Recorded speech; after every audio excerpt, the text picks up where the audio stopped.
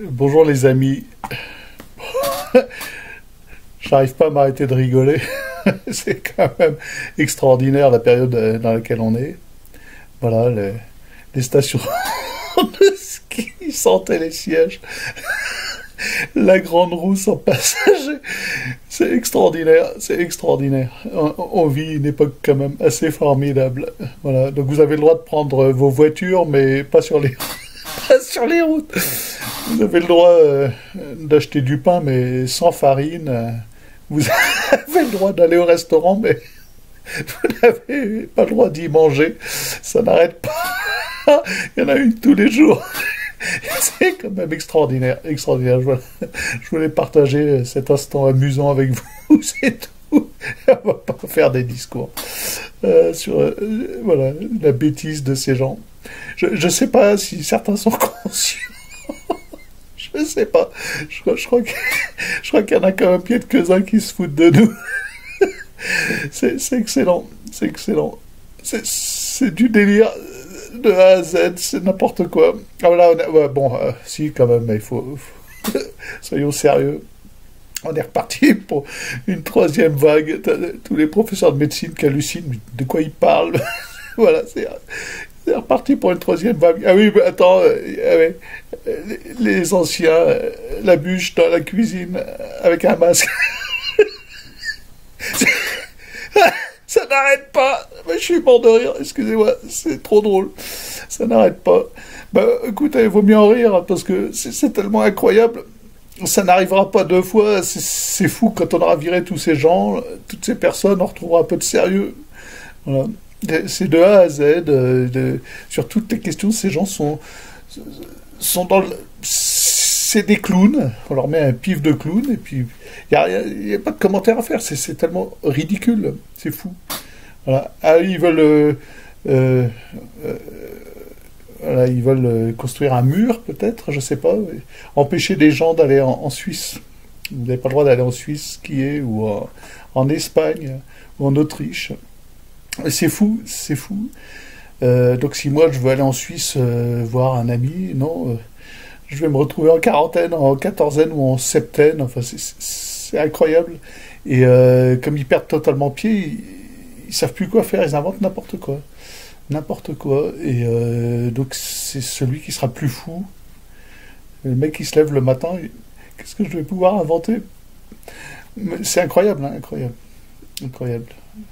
Donc voilà, je veux partager cet instant comique avec vous. Bon, juste un peu plus sérieux, tous ceux qui sont un peu lucides, qui ont l'esprit un peu spirituel, se rendent bien compte que quelque chose approche. Je pense que il n'y a pas besoin de recevoir des élocutions de la Vierge Marie ou des saints ou de Jésus en personne pour savoir, pour se rendre compte que quelque chose est en marche pour de bon. Excusez-moi, en marche. Pensée printemps. Ah non. Ah non, c'est trop marrant. Franchement, j'arrive pas, j'arrive pas. Bon, il y a quelque chose qui arrive. Bon, c'est sûr, un événement, il va se passer quelque chose. Parce que là, s'il se passe pas quelque chose de toute façon, on est foutu. Ils vont nous courir après avec leur vaccin. T'as l'autre Leclerc, il veut rendre le passeport santé obligatoire à l'entrée de ses magasins. Édouard Leclerc. Bon, bah écoute, ça va très bien. Déjà, c'est masque obligatoire, c'est caissière dans des bunkers. Moi, je suis rentré dans un Leclerc en Bretagne. J'ai l'impression de rentrer au Liban pendant la guerre. C'est chaque caissière enfermée dans une caisse, dans un aquarium en verre, blindé. C'est fou, c'est fou. Et voilà. Voilà, les élections américaines, ça part complètement en couille, c'est complètement délirant. T'as pas un mot des médias, pas un mot. T'as des centaines de témoignages, des centaines de preuves formelles de fraude, mais c'est pas 50 votes à droite, à gauche, c'est des millions de votes frauduleux. C'est fou. C'est sûr, elles vont être annulées, c'est obligatoire. Elles vont être annulées de façon obligatoire. Les élections, Trump reste président. C'est impossible autrement. Les fraudes sont tellement énormes. C'est le président qui a fait le plus d'entrées de voix en 4 ans. Il a rentré 11 millions de voix supplémentaires par rapport à l'élection où il a été élu. Et il n'est pas élu. Il n'est pas élu. C'est fou. Et c'est sûr qu'il est élu. C'est sûr et certain. Il est président. Mais, et les médias mainstream, pas un mot sur cette fraude électorale. Pas un mot.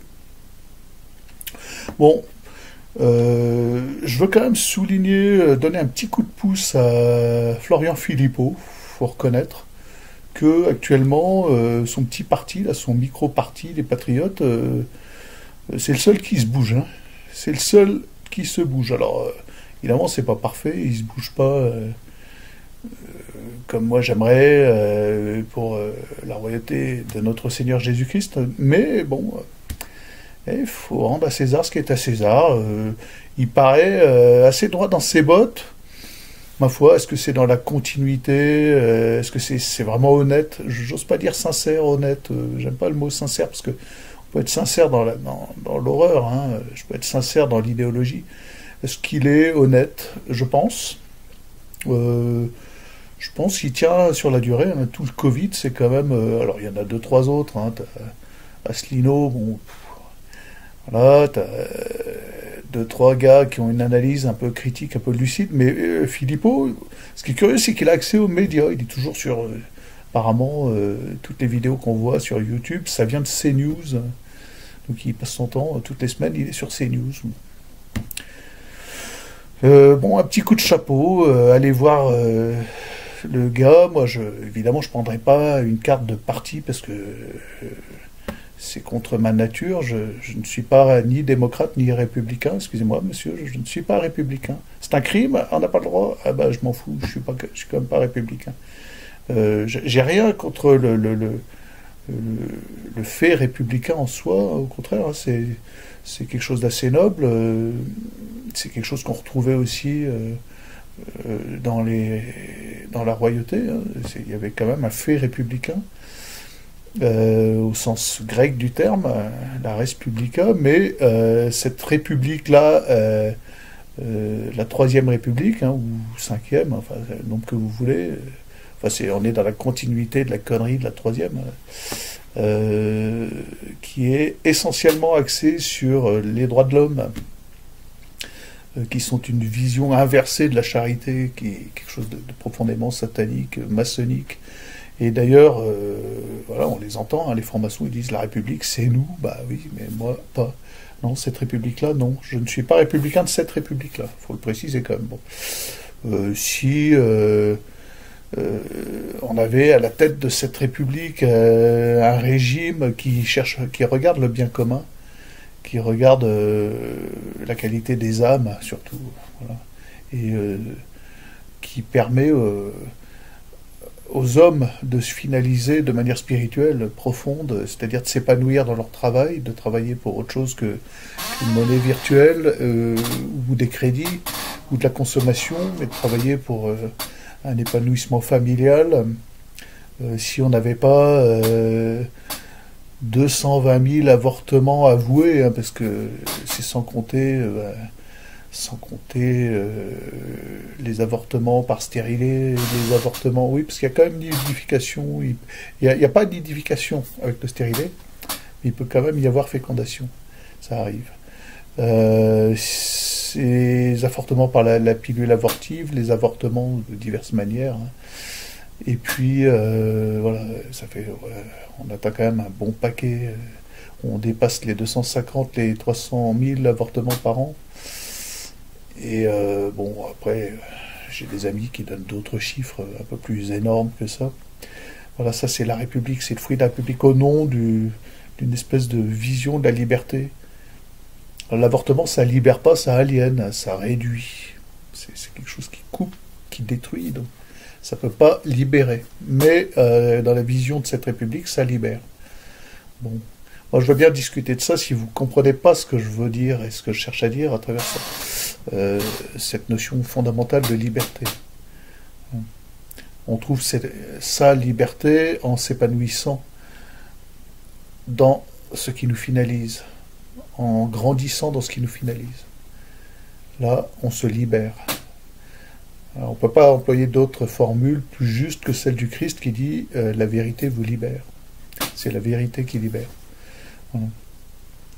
Donc voilà, j'organise en commentaire un concours de l'idée la plus farfelue qu'on pourrait proposer au gouvernement. La grande roue sans passager, les stations de ski. Alors il se trouve que moi je suis agent d'exploitation, j'ai travaillé plusieurs saisons en station de ski. Il se trouve que on a un peu besoin de sous en ce moment parce que le métier de marin, je peux plus aller, je peux plus trop passer des frontières et moi je m'occupais de grands bateaux, de grands voiliers de charter et c'est plus trop possible, ils sont à l'arrêt total. Donc si j'avais envisagé d'aller faire une saison, j'ai un brevet d'agent d'exploitation, donc je peux travailler sur toutes les stations françaises avec ça. Comment je fais, Monsieur le Président? Comment je fais pour gagner 3 ronds là, cette année? Vous allez m'expliquer? Oui, Perchman, ça peut nourrir son homme pendant 6 mois. Ma foi, pas de métier, ça permet d'écrire. Non, non, non, comme dirait Coluche, je me la mets sur l'oreille et je la fumerai demain. Merci. Non mais c'est n'importe quoi, n'importe quoi. Et alors moi, ce qui me choque, hein, ce qui me chiffonne, c'est vous interroger les, directeurs de station, les professionnels du ski, etc. Ils ne disent pas que ils en ont rien à foutre de cette pandémie, que de toute façon, on aurait été en 1970, ça serait passé inaperçu, quoi. Les gens, ceux qui l'auraient attrapé, ceux qui en seraient morts. Mais on n'en aurait pas fait comme la grippe quoi, annuelle, on n'en fait pas des caisses, hein, c'est comme ça, il y a des gens qui en meurent. Malheureusement, bon. Et la mort, c'est le cycle de la vie, et on va pas s'affoler, on y passera tous, sans exception, tous.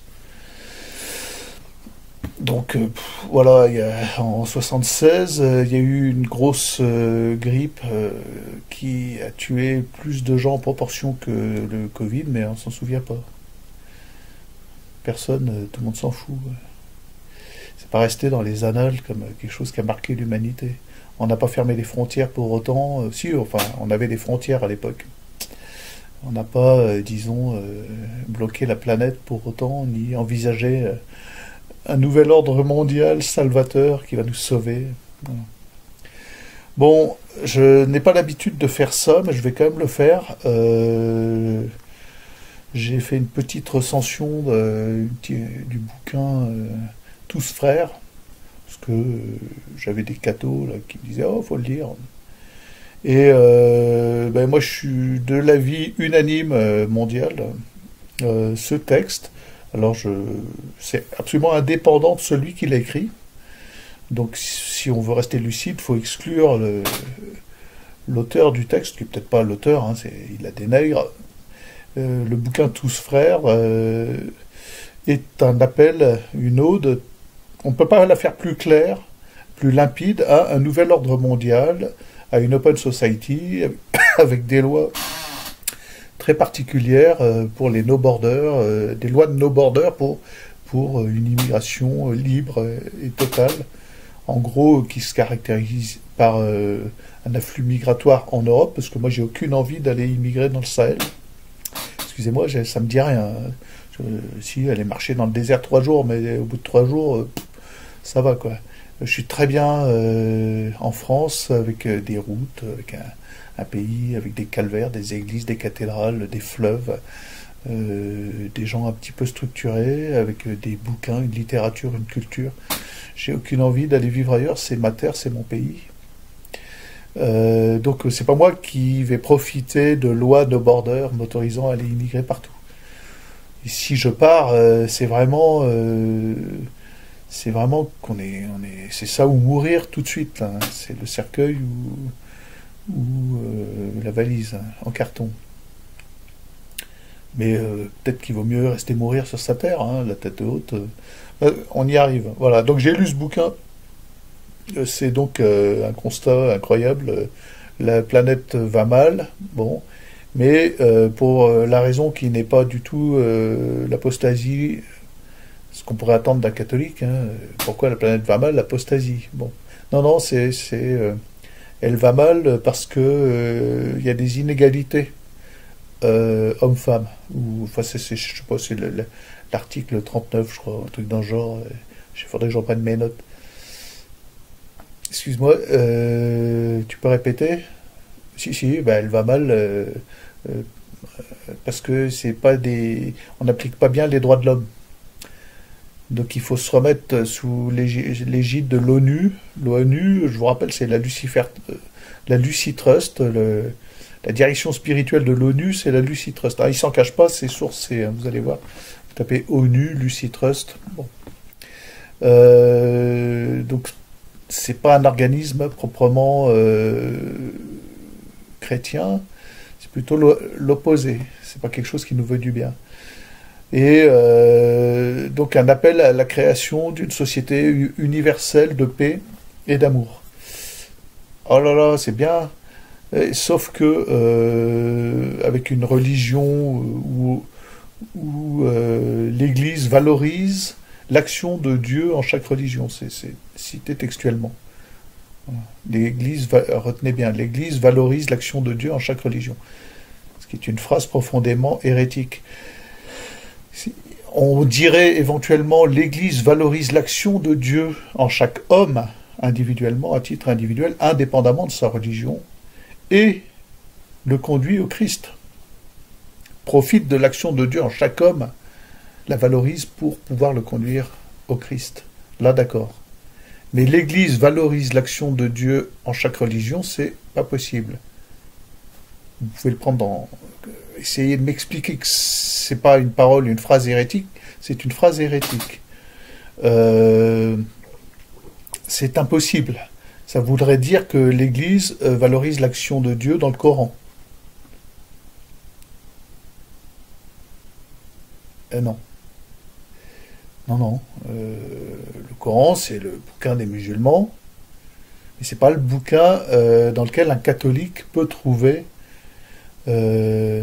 matière à sanctifier, à sanctification. Impossible. Il n'y a pas d'action de Dieu à valoriser dans le Coran pour un catholique.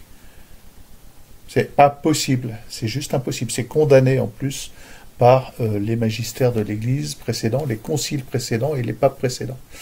Donc tout est un peu à l'avenant dans ce bouquin Tous Frères, et à l'unanimité, on doit reconnaître que c'est une ode au nouvel ordre mondial. D'ailleurs, il est textuellement écrit qu'on en appelle à une gouvernance mondiale économique, sociale et, je sais plus, il y a trois termes, enfin c'est en trois parts, social, économique et spirituel. Non, c'est pas spirituel, enfin c'est donc l'appel à une globalisation, une harmonisation globale, à une ouverture totale des frontières avec une loi d'airain inscrite dans le marbre et contraignante, autorisant chaque personne à se déplacer là où il se sentira le mieux, lui et sa famille, dans le lieu où il se sentira le mieux, lui et sa famille. C'est quasiment textuellement. Ce qui est en opposition totale à l'esprit de charité. Et dans les faits, comment ça se matérialise aujourd'hui? Les flux migratoires, c'est des pays qui n'ont plus aucune dignité, comme la France, hein, qui n'a plus aucune dignité, qui absorbe, enfin c'est d'une manière générale l'Europe, mis à part 2-3 pays d'Europe, hein, qui absorbe des gens d'une culture totalement autre, d'un niveau culturel et intellectuel totalement autre, qui n'est pas le sien, et qui se laisse, en plus qui les accueille dans des conditions horribles, quoi. Je veux dire, si t'as pas les moyens d'accueillir, t'accueilles pas, ça me paraît évident. Si t'as pas les moyens de donner un emploi à tous les gens que tu accueilles, et si c'est pour les faire dormir dans des tentes et dans des villages de tentes en plein hiver, il faut arrêter tout de suite, il faut dire on arrête, on va vous... À la limite, moi je veux bien participer, alors je ne veux pas donner de l'argent parce que bon, j'en ai pas tellement, je veux bien participer à donner 10 balles là, pour aider à construire des baraques à ces gens-là chez eux, à leur amener de l'eau potable, etc. À faire quelque chose pour eux, pour qu'ils soient chez eux, et les aider à créer des emplois chez eux. Mais parce que chez nous, on nous détruit nos emplois et en plus on nous submerge. Donc c'est incohérent. Enfin bon, J'ai rien contre le pauvre migrant en soi, à condition que ce soit pas un djihadiste déguisé ou un terroriste caché. Euh, Il y en a, hein, faut pas se cacher. Mais c'est pas la saine volonté de Dieu que j'absorbe, moi, en tant que Français, toute la misère du monde musulmane. Désolé pour tous frères. Et donc, le titre, bah oui, tous frères, nous sommes tous enfants de Dieu, m'a dit mon révérend père Patrick, dans une homélie. Oui, mais c'est pas ce qui est écrit dans le texte. Dans le texte, c'est pas ce genre de fraternité-là qui est mise en avant. C'est une fraternité dans un grand tout globalisé et humaniste autour d'une religion globalisée aussi, où on valorise l'islam comme le catholicisme dans une grande soupe. Et on crée au forceps une paix universelle, ce qui est ni plus ni moins la tour de Babel, quoi. Donc la tour de Babel, c'est quand même pas quelque chose de catholique, c'est même plutôt l'inverse. Donc voilà, je suis un peu troublé parce que par mains aspects de ce texte qui est limpide, on peut pas le comprendre autrement que de la manière dont il est écrit. On peut pas. Il n'y a pas de double entrée où on pourrait se dire il y a un message caché catholique derrière. Non. Donc ça me pose quand même un problème. C'est pas évangélique. C'est pas. Ou alors, voilà. C'est peut-être moi qui ne suis pas catholique dans ce cas. Si c'est ça la religion catholique, je ne suis pas catholique. Si c'est comme ça qu'il faut comprendre la religion catholique aujourd'hui, je ne suis plus catholique. Ou alors, alors le problème, voilà, je contacte des prêtres, dont certains ont pignon sur rue, hein, qui sont d'accord avec moi, qui peuvent pas le dire parce qu'ils sont coincés, parce qu'ils ont une position publique. Et donc je suis pas tout seul à comprendre ce que je comprends. Et loin s'en faut, je suis pas tout seul. Et même l'unanimité mondiale comprend ce que j'ai compris. C'est une ode au nouvel ordre mondial. Ce qui a valu d'ailleurs à ce livre les félicitations de Mélenchon, franc-maçon devant l'Éternel, et franc-maçon athée devant l'Éternel. Bon, y a un souci quand même à ce niveau-là. Donc moi, je veux pas créer des discordes entre les catholiques. C'est pas l'idée de ma chaîne et c'est pas l'idée de mes blogs. C'est pas voilà. Mais ce texte arrive après quelque chose qui m'a horrifié, qui était Laudato Si, où je me suis dit bon, c'est quand même un problème, cette fable écologique, reprenant tous les poncifs et toutes les saloperies du GIEC, en vue de quoi? De créer une religion écologique, où on acclame Greta Thunberg comme un modèle, comme la nouvelle Jeanne d'Arc. Textuellement, hein, au Vatican, c'est ce qui est dit. Bon, les gars, là, il se trouve que l'auteur du texte Tous Frères vient de remettre le couvert là, cette semaine avec un texte qui est un peu insultant vis-à-vis des gens qui défendent la liberté dont j'ai parlé au début de cette vidéo. La liberté comme quête de la vérité. Et moi je me libère en communion, je me libère avec l'Eucharistie. Et en disant qu'on ferait mieux de manifester, c'est écrit textuellement aussi dans ce texte. Alors celui-là je ne l'ai pas lu, hein. Mais même un journaliste de gauche en a été choqué, on a fait un article en disant bah, le pape, enfin excusez-moi, valorise, met en avant les manifestants pour Black Lives Matter, mais pas ceux qui vont manifester pour le droit à la messe. Et donc j'arrive pas à comprendre, dit-il, et alors que c'est un journaliste de gauche. Donc voilà, il faut qu'on en tire quand même quelques conclusions si on veut rester catholique. Alors soit on l'est plus, et puis il y a schisme, mais je peux pas, moi, lire autrement Tous Frères que de la manière dont je l'ai lu, avec un crayon à la main, notant des phrases profondément anti-chrétiennes, anti-Christ. Et dans le monde, dans le contexte mondial dans lequel on est, la même personne qui écrit ce texte fait un peu la promotion de la vaccination, des lois de confinement. Il le fait de façon claire. Tous ceux contre quoi je me bats, moi. Tous ceux à quoi je m'oppose frontalement. Donc j'ai un souci, donc je suis pas catholique, c'est ça la question. Je ne suis plus catholique, pardon. Je dois, je dois dire, c'est génial ce qu'il a écrit, il faut le comprendre à la lumière d'autres choses que, voilà, mais on m'a pas donné le mode d'emploi pour comprendre autrement le truc. J'ai pas les clés alors, j'ai pas les clés de lecture, ou alors comme veulent essayer de me faire croire certains que je nommerai pas, c'est un piège tendu aux mondialistes en fait. Il dit exactement l'opposé de ce qui est écrit. Excusez-moi, là, c'est un peu gros. Un petit peu gros, parce que c'est tellement récurrent, ce genre d'écrit chez ce personnage. C'est tellement récurrent, ça revient tellement souvent que... voilà, si on n'est pas un catholique libéral... moi, j'étais... jusqu'à Benoît XVI, je reconnais que j'étais un enfant de Vatican II.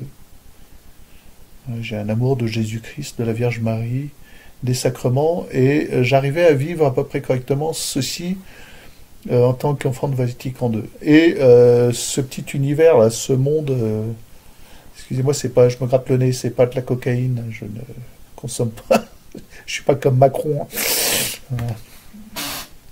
Qu'est-ce que je disais?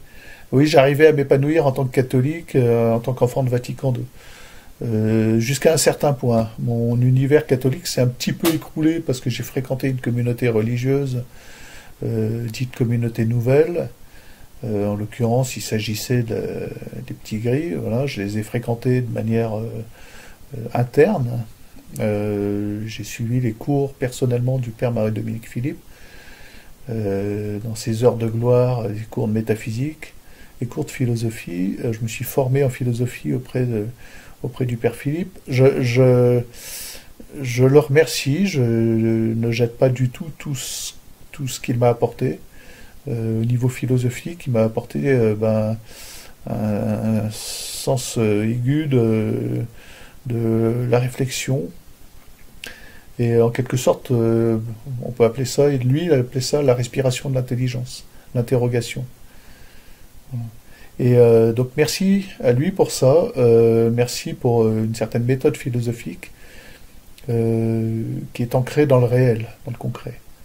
Sauf qu'après, après coup, des années après coup, voilà, je suis marié, j'ai une épouse qui a eu la même expérience que moi, et même plus longue que la mienne. Donc on a tous les deux été se frotter à cette église nouvelle, voilà, une église qui avait une vraie foi quand même. Hein. Je pense qu'on voulait vraiment se donner au Christ.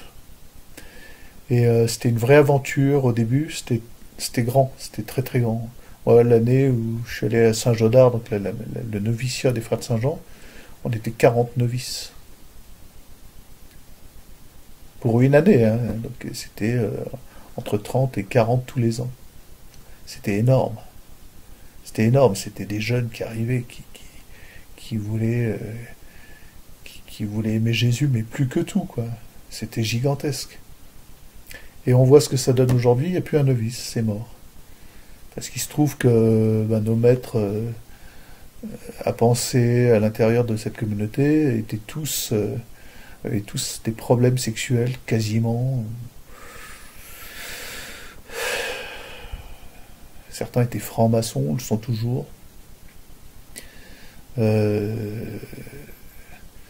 Voilà. Le ménage a plus ou moins été fait. J'y suis pas pour rien d'ailleurs, il faut le dire. Je ne suis pas pour rien dans le ménage qui a été fait dans cette communauté, sauf qu'ils n'ont plus un novice, c'est mort. C'est triste. Et j'arrive pas à me dire que l'état de cette communauté, ça reflète l'état de l'Église après 60 ans de Vatican II. Et puis un séminariste. Voilà, je suis en Auvergne, il n'y a pas de séminariste en Auvergne. Il y a pas, je crois qu'il y a, sur les 7 ans de formation, il doit y avoir 3 séminaristes dispatchés, dispersés dans des séminaires interdiocésains. Euh, Là, vous allez dans la Drôme, ça fait 11 ans, enfin ça va faire 12 parce que ça fait 2 ans que ça fait 11 ans, ça va faire 13 ans qu'il n'y a pas eu un séminariste. Un candidat prêtre, quelqu'un qui veut devenir prêtre. Et ça, c'est l'Église. Ah, il y a des communautés qui recrutent, hein. Moi, personnellement, maintenant, j'aurais une vocation de prêtre. J'irais très clairement soit à Icône, euh, soit dans la fraternité Saint-Martin. Je retournerai vers la tradition, c'est sûr et certain. Certain. Je retournerai vers la tradition. C'est une vraie exigence. Alors je vais pas rentrer dans le fait que ils reconnaissent tel pape, tout ça, c'est pas mon problème. C'est qu'il y a une vraie transmission d'une vraie tradition. Et bah moi, par la force des choses, je reviens vers ça. Et je suis obligé de me poser des questions quant à la validité de certains pontificats, parce que, excusez-moi, on peut pas, c'est impossible d'être à la fois pape et hérétique. C'est impossible d'écrire une phrase hérétique, de la publier, donc ex cathedra, hein, excusez-moi, ça engage une infaillibilité. C'est publié, c'est à la face du monde, c'est écrit en habit blanc, de pape, avec la couronne du pape, la tiare du pape, les chaussures du pape, l'anneau du pape. C'est ex cathedra, et c'est hérétique, et c'est impossible.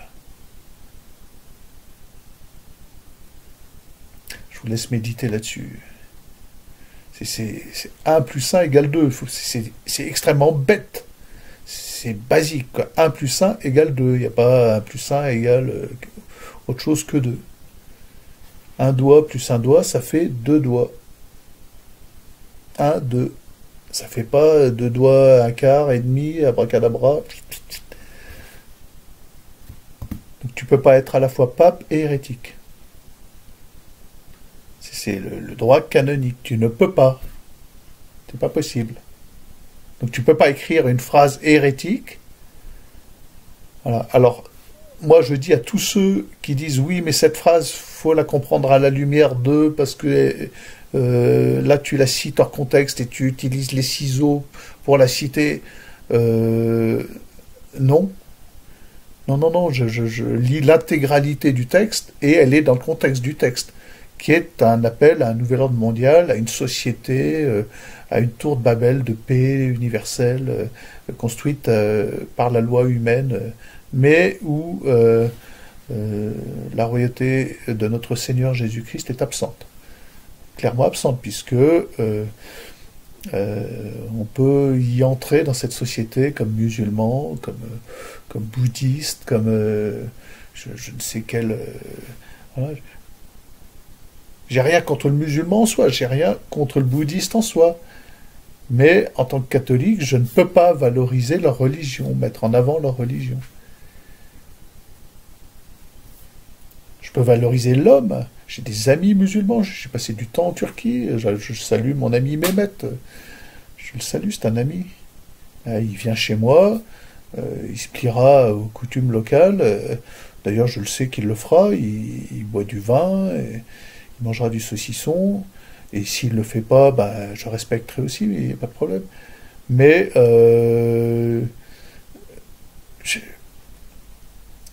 je sais que lui, de toute façon, sa vie est chez lui, hein. Il a sa voiture, sa maison, son bateau. Il retourne chez lui, et il vient, je l'accueille, dans une tradition d'accueil. Je peux valoriser une certaine action de Dieu, de droiture, chez ce type-là. Bon, ce qui vaut ce qui vaut, c'est un ami. J'ai passé du temps avec lui. J'ai passé du temps avec des bouddhistes au Sri Lanka. Voilà, ils peuvent venir à la maison, ils seront accueillis en tant que bouddhistes. voilà, mon second sur mon bateau au Sri Lanka, c'est un bouddhiste, bah, viens à la maison, on se WhatsApp régulièrement, et on s'appelle mon ami, c'est pas un souci, je peux valoriser l'action de Dieu dans cette amitié, dans cet ami, mais pas dans sa religion, c'est pas possible. Dans sa religion en soi, il y a un problème. Bon, enfin bref, voilà. J'étais parti pour 5 minutes et je vois que je suis déjà à 35 minutes. J'étais parti pour juste me payer une tranche de rire avec vous sur la folie gouvernementale. Et voilà. Donc, je reviens juste à ce que je disais après. Il y a quelque chose qui arrive, il se passe quelque chose. Il va se passer quelque chose de manière profonde et spirituelle. On le sent tous, hein, tous ceux qui ont un petit peu de spiritualité ressentent que voilà, on est arrivé au sommet d'un pic et qu'on ne peut pas monter plus haut, sous peine de mourir tous, hein, sous peine de perdre tous de l'oxygène, de plus pouvoir respirer. On est sur l'Everest là et on ne peut pas aller plus haut. Donc il va se passer quelque chose. Et dans pas longtemps, je pense que le bon Dieu ne peut pas laisser faire sans intervenir les maîtres qui veulent nous créer un grand reset. Voilà.